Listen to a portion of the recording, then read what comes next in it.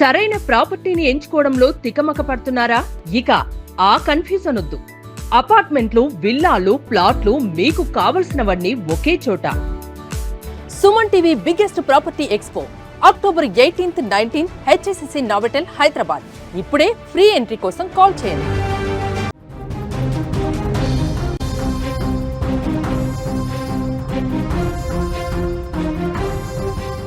జాతీయ రహదారిపై travels bus దగ్ధమైంది. Anantapuram జిల్లాలో తెల్లవారుజామున ఘటన చోటు చేసుకుంది. ఈ న్యూస్ చూసే ముందు ఒక బిగ్ అప్డేట్ అయితే చెప్తాను.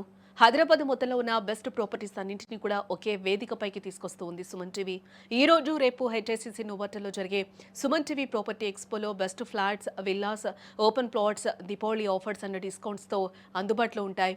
మీరు విజిట్ చేసి ప్రతి గంటకి ఒక గోల్డ్ కాయిన్ గెలుచుకునే ఛాన్స్ కూడా ఉంది. ఫ్యామిలీతో రండి, మీ డ్రీమ్ ప్రాపర్టీని సొంతం చేసుకోండి. ఇప్పుడు వివరాల్లోకి వెళ్తే, ఇటీవలి కాలంలో ట్రావెల్స్ బస్సుల్లో అగ్ని ప్రమాదాలు సంభవించడం, అలాగే వాహనాలు పూర్తిగా కాలిపోవడం వంటి ఘటనలు ప్రయాణికులను ఒక్కసారిగా భయభ్రాంతులకు గురి చేస్తూ ఉన్నాయి. తాజాగా అనంతపురం జిల్లాలో అలాంటి మరో భయానక దృశ్యం కనిపించిందని చెప్పుకోవచ్చు.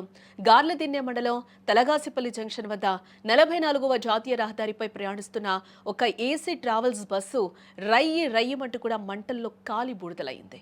అదృష్టవశాత్తు ప్రయాణికులు అప్రమత్తతో వ్యవహరించడంతో పెను ప్రమాదం తప్పినట్లయింది. కానీ వారి విలువైన వస్తువులన్నీ కూడా అగ్నికి ఆహుతైపోయాయి.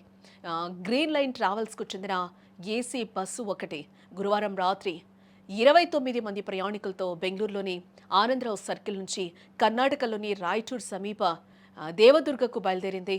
ప్రయాణం సాఫీగా సాగుతున్న క్రమంలోనే అనంతపురంలోని తపోవనం సర్కిల్లో ఒక డ్రైవర్ దిగిపోగా రమేష్ అనే మరో డ్రైవర్ బస్సు బాధ్యత తీసుకున్నారు. గార్లదిన్నె మండలం తలగాసిపల్లి జంక్షన్ సమీపంలో బస్సు ప్రయాణిస్తున్న సమయంలో అక్కడున్న స్పీడ్ బ్రేకర్ల వద్ద బస్సు వెనక టైర్ కూడా పగిలిపోయింది. సరిగ్గా అప్పుడే బస్సులో ఒక్కసారిగా మంటలు చెలరేగడం మొదలైంది. ఇది గమనించిన ప్రయాణికులు గట్టిగా కేకలు, అరుపులు వేయడంతో డ్రైవర్ రమేష్ తక్షణమే బస్సును రహదారి పక్కనే సురక్షితంగా ఆపేయడం జరిగింది. ప్రయాణికులు దిగిపోయిన క్షణాల్లోనే మంటలు తీవ్రమై బస్సు పూర్తిగా అక్కడ కాలిపోయిన దృశ్యాలు కూడా మనకి కనిపిస్తున్నాయి. ఆ బస్సు కూడా ఏ విధంగా కాలిందో మనం ఒక్కసారిగా కూడా ఆ విజువల్లో చూడొచ్చు. ఏ విధంగా ఆ బస్సు మాడిపోయిందో కూడా మనకు అక్కడ కనిపిస్తూ ఉంది. పెను ప్రమాదం తప్పినట్లుగా కూడా ఇక్కడ మనం గమనించవచ్చు. ప్రయాణికులు అప్రమత్తమై బస్సు నుంచి కూడా బయటపడడంతో ప్రాణ నష్టం తప్పిందని కూడా ఇక్కడ మనం చెప్పుకోవచ్చు. అయితే తమ విలువైన వస్తువు సామగ్రి కాలి బూడిదైందని కూడా వారు కన్నీరు మున్నీరవుతున్నారు. లగేజ్తో పాటు కొందరు సెల్ ఫోన్లు, ల్యాప్టాప్లు, ఆభరణాలు కూడా ఆ అగ్నికి ఆహుతైపోయాయి.